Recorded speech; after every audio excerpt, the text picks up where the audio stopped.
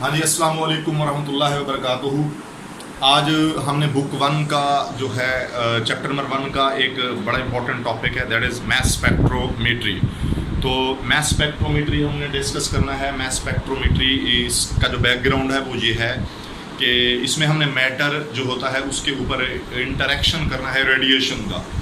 तो basically spectroscopy एक branch है साइंस की, ये उसके रिलेटेड का टॉपिक है। बट अगर हम इंटरमीडिएट लेवल पे बात करें तो इस टॉपिक में हमने सीखना क्या होता है, तो इस टॉपिक में हमने जो आइसोटोप्स हैं डिफरेंट एलिमेंट के, उनकी हमने रिलेटिव अबंडेंस और उनके हमने एटॉमिक मैसेज जो है वो डिटरमाइन करने हैं।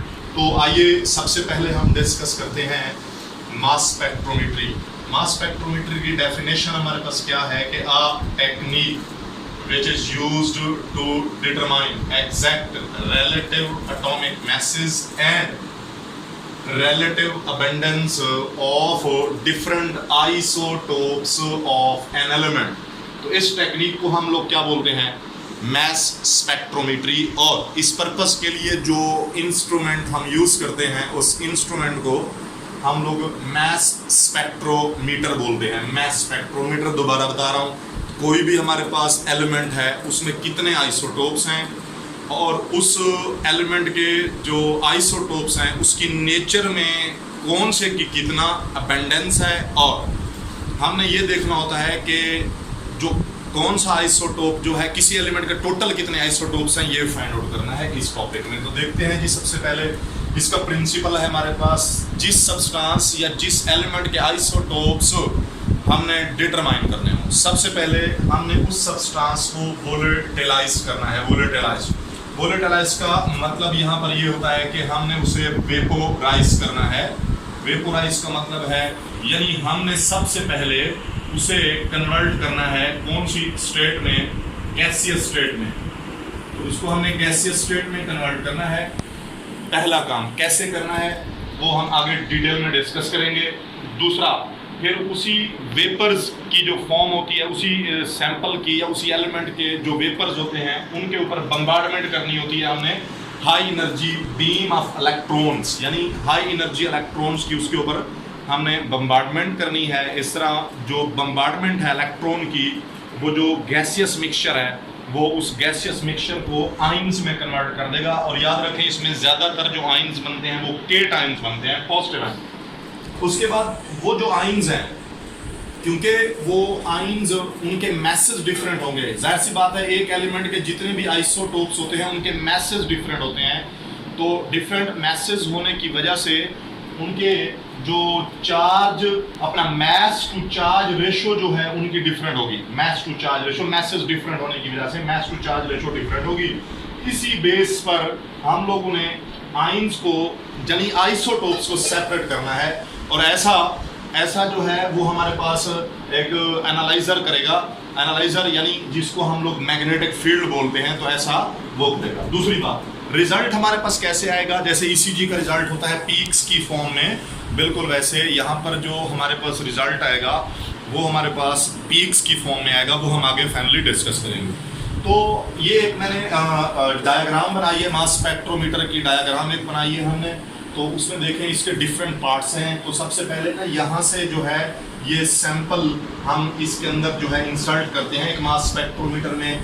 तो ये सैंपल इनलेट वॉल्व होता है, यहाँ से सैंपल हम इंसर्ट करते हैं। तो डिफरेंट टाइप के मास स्पेक्ट्रोमीटर होते हैं। कुछ मास स्पेक्ट्रोमीटर ऐसे होते हैं जिनमें पहले यहाँ एक हीटिंग कॉइल लगी हुई होती है। अगर आपके पास सैंपल सॉलिड स्टेट में है या लिक्विड स्टेट में है तो उस हीटिंग कॉइल के ऊपर सैंपल रख के हम वो इलेक्ट्रिकली उसे हीट करते हैं, हीट करके उसको वेपर्स में कन्वर्ट करते हैं। बट अगर ऑलरेडी अगर सैंपल जो है वो है ही गैसियस फॉर्म में, जैसा कि इस अपना एक्सपेरिमेंट में हम नियोन गैस का सैंपल डिस्कस करेंगे, तो नियोन ऑलरेडी क्योंकि गैसियस फॉर्म में होता है इसलिए उसके लिए आपको फिर जाहिर सी बात है डायरेक्ट सैंपल ही इसके अंदर जो है वो हमने इंसर्ट करना है। तो इसके हिसाब से हमारे पास मास स्पेक्ट्रोमीटर डिफरेंट टाइप्स के होते हैं। तो इसमें पहला मास स्पेक्ट्रोमीटर जो सबसे पहले बनाया गया, that was the Aston's mass spectrograph या एस्टन्स मास स्पेक्ट्रोमीटर।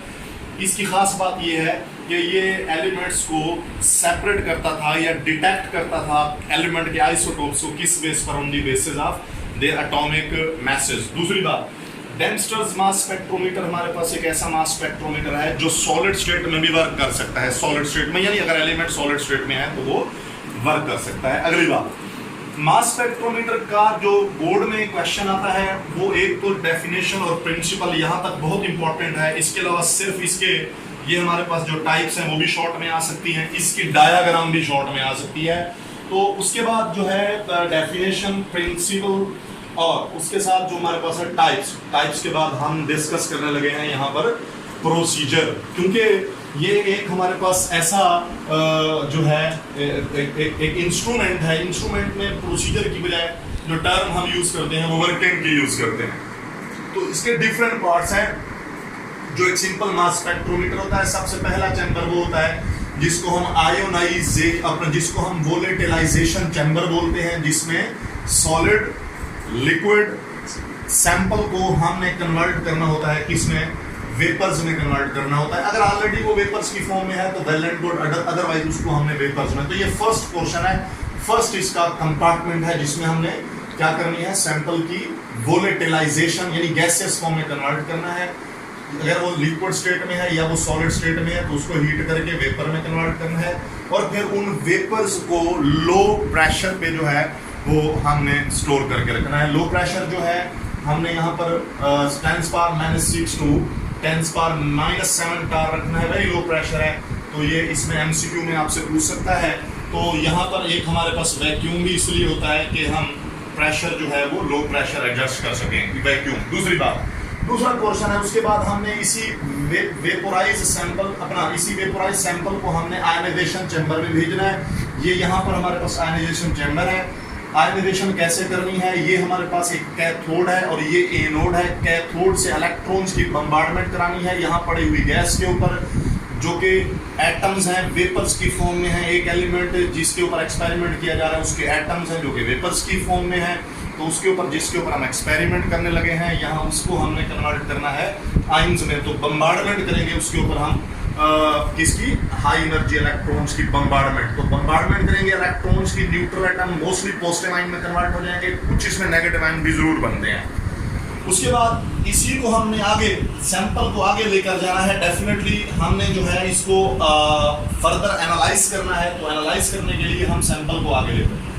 तो देखें नेक्स्ट जो हमारे पास पोर्शन है वो हमारे पास है एक्सेलरेशन का, जिसमें हम इलेक्ट्रिक फील्ड की हेल्प से जो पॉजिटिवली चार्ज्ड आयंस हैं उनको स्ट्रांगली अट्रैक्ट करना है, आगे की तरफ अट्रैक्ट करना है। तो उनको हम आगे की तरफ अट्रैक्ट करेंगे। यहाँ पर हमारे पास एक नेगेटिव ग्रिड होता है और ये जो हमारे पास नेगेटिव ग्रिड है, इस नेगेटिव ग्रिड ने क्या करना है, यहाँ पर मौजूद पॉजिटिवली चार्ज पार्टिकल्स को अपनी तरफ अट्रैक्ट करना है। यहाँ पर हमने वोल्टेज रखनी है 500 से 2000 वोल्ट का पोटेंशियल डिफरेंस अप्लाई करना है, जो इन पॉजिटिव आयन को आगे की तरफ अट्रैक्ट करेगा। और वो जो पॉजिटिव आयन आगे की तरफ अट्रैक्ट होंगे तो यहाँ रुकने की बजाय ये इनर्शिया की वजह से आगे मूव करेंगे। हमारा पर्पस भी यही था कि हम इनको आगे ले जाते, ताकि हम इससे अगले जो नेक्स्ट पार्ट है यानी नेक्स्ट जो पोर्शन है उससे हम इसका फर्दर इसका एनालिसिस कर सकें। यहाँ पर एक और बात नोट करने की है, वो ये है कि क्योंकि सारा सैंपल हमें नहीं चाहिए है, सैंपल बिल्कुल थोड़ा सा चाहिए होता है। तो यहाँ पर सिर्फ एक बीम हमें चाहिए एनालाइज करने के लिए, जिसको हम एनालाइज करेंगे तो हमें इसके बारे में जो भी इंफॉर्मेशन हमने कलेक्ट करनी थी, रिलेटिव एटॉमिक मैसेज या फिर हमने रिलेटिव अबंडेंस फाइंड आउट करनी थी, तो वो हम इससे फाइंड आउट कर सकते हैं। तो ये जो हमने यहाँ पर 500 से 2000 वोल्ट है, वो बेसिकली ये यहाँ पर होता है 500 से 2000 जो है वोल्ट का पोटेंशियल डिफरेंस जो है यहाँ हमने अप्लाई करके इस पोर्शन से सैंपल को हम आगे ले आए और हमने इसको हैंडओवर कर दिया एनालाइजर के यानी मैग्नेटिक फील्ड से। तो इंशाल्लाह मैग्नेटिक फील्ड का क्या फंक्शन है, फर्दर क्या इसकी इंफॉर्मेशन है, वो हम इंशाल्लाह अगले लेक्चर में जो है वो हम एक्सप्लेन करेंगे।